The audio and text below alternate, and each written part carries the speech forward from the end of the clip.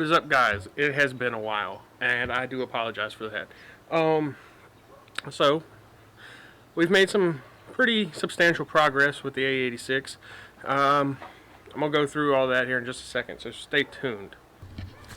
Alright, so first things you'll notice is I've started sanding the body. I've only got about half of it done. Took the mirror and trim and stuff off the window on this side.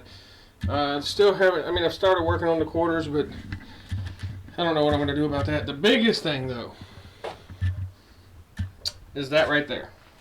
Okay, so, the last time you seen this car, I don't think the engine bay was painted. I think I posted a picture in my live stream. But the engine bay is painted now. I still have to get the wheel wells, or the tubs made. I have a buddy who's going to do that. I just got to wait till I have the money to get it towed over to his garage and everything. It should be here soon. Yeah, the engine's in. I didn't have the engine mount brackets, so I bought a set of the stock ones, and they got shipped to the wrong address, and somebody stole them. So now I have the JSP Fab negative 9.5 millimeter engine mounts, and I actually made them work with the front wheel drive oil filter housing setup. I had to grind the bottom of this like drain bolt, I guess that's what that is, just a little bit to get it to fit, but it fit. It's no problem. The engine is in. Transmission is in. All brand new OEM engine mounts. I didn't go any extravagant with that. And the seat is in. Now it's dirty, and I used an excessive manufacturing seat mount bracket. Well, the seat still sits entirely too high. It needs to be quite a bit lower. But I think I'll probably do. So I can force this down right here. So it's probably what I'm going to do. Just to try to get it a little bit lower. I don't know about the other side. I haven't really looked at it. I was just trying to get the seat in. I know you can't see anything, but yeah, okay, yeah, it's got a slot, so I'm going to have to bend that down a little bit. I got the TRD shifter because that is my favorite shifter for the A86 with the factory shift boot, and the T3 short throw shifter. I love it. This car is not going to have a full interior. It will have a passenger seat, and I do want to run carpet in the front because, honestly, this looks tacky and ugly. I will be getting some aluminum door panels because I traded my rear interior for a set of T3 finish panels for the rear. I've set one in there, but I haven't actually got it on there. Oh, we got some new stickers. Battle Garage sent me I bought one of my parts that I needed for them.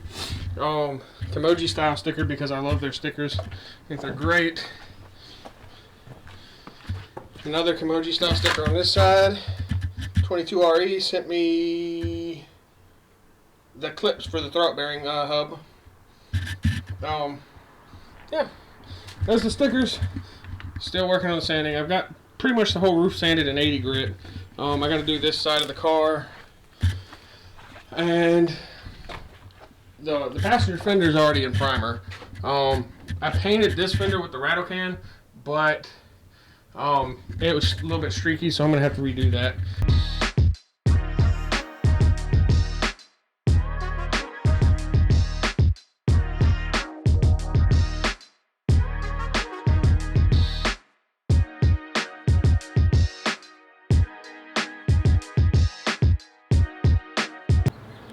Alright, so it's going to get dark soon, like within the next hour. And this is going to take some time, so I'm just going to snap to when it's done. So, this is after wiping it down with lacquer thinner. Obviously it's not clean enough to paint. Like, there's still dust on it. But I wanted to get a lot of the dust off. I think to get... I did paint some of the back. Just because I could. Like I went over that earlier in the video. The trunk was already painted, but it's gross. I'm probably going to have to redo it as well.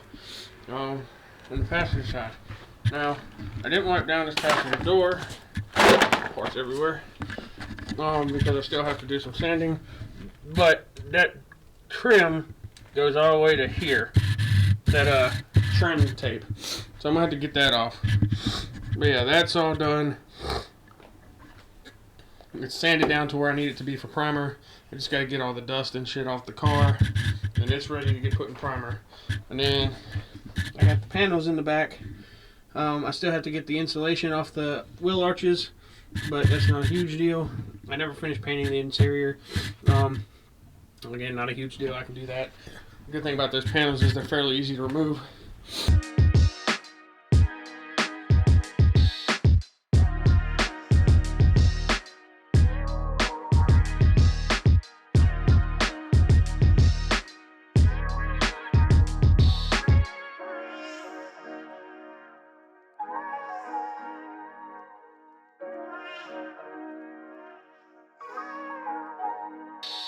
So I think those look really good.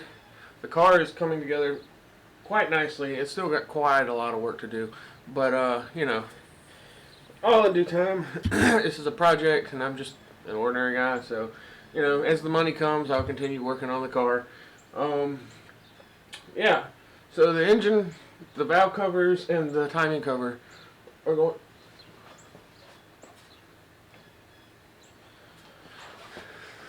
They're going to be the same color as the body of the car. I decided against the Ford green because one, it didn't take very well, it bubbled up and everything, and two, I think the gray or the charcoal metallic, as Rust-Oleum calls it, goes really well with the blue, and having the valve covers and stuff being the same color as the body with the engine baby and its blue, I think will look really good. I'm waiting on a part coming from the UK. It should be here in the middle of April. I ordered my bike carb kit. I was originally going to go with side draft carbs, but for the sake of my budget and getting the car running quicker, I decided to order a set of bike carbs with the intake manifold from Dan ST Engineering. And there's another guy, I think his name on YouTube is Driving for Answers. He used theirs on his AW11, and it sounds really good, it looks really good, and apparently it's like the perfect size for good throttle response and good power output for a 4AGE. So that's what we went with. I'm still deciding on my ignition setup. I'm probably going to run, I want to get an MSD6AL2 programmable, because if I get the programmable, I don't need to run all the extra stuff, the very curve, and you know, yeah, I don't have to have that extra box. But it's seeming like the 6AL and the very curve is going to be cheaper, so I'm still trying to make up my mind on that. If it is, it's not going to be much cheaper, so you know, it's really a toss-up. I really want the programmable 6AL2, so that's probably what I'll end up getting, but it's almost $500. We'll look at the engine and talk about future plans for the car and what else I gotta do. I'm trying to get everything together. I lost a few parts, and I didn't lose them, but they're lost. They're in the garage somewhere. But my headlight garnish for the passenger side is nowhere to be found right now. Yeah, I got a lot of stuff that I gotta do, but it's coming together, and I hope you like my videos. Like, I really do. I hope you like the progress I've made on the 86, and I really hope that you come back for more. So, I'm going to show you something here in a second. If you decide to paint your car the way that I did, don't be an idiot like me. I have really bad ADD, and my attention span goes everywhere, and yeah, so I decided to paint Dixie Garage on the garage with some of the Chevy orange engine enamel that I had, and I painted a bow tie on the wall over here, right above my hood, not long after I laid down the last coat of clear. So, there's orange specks on my hood. Voila, you can't see shit.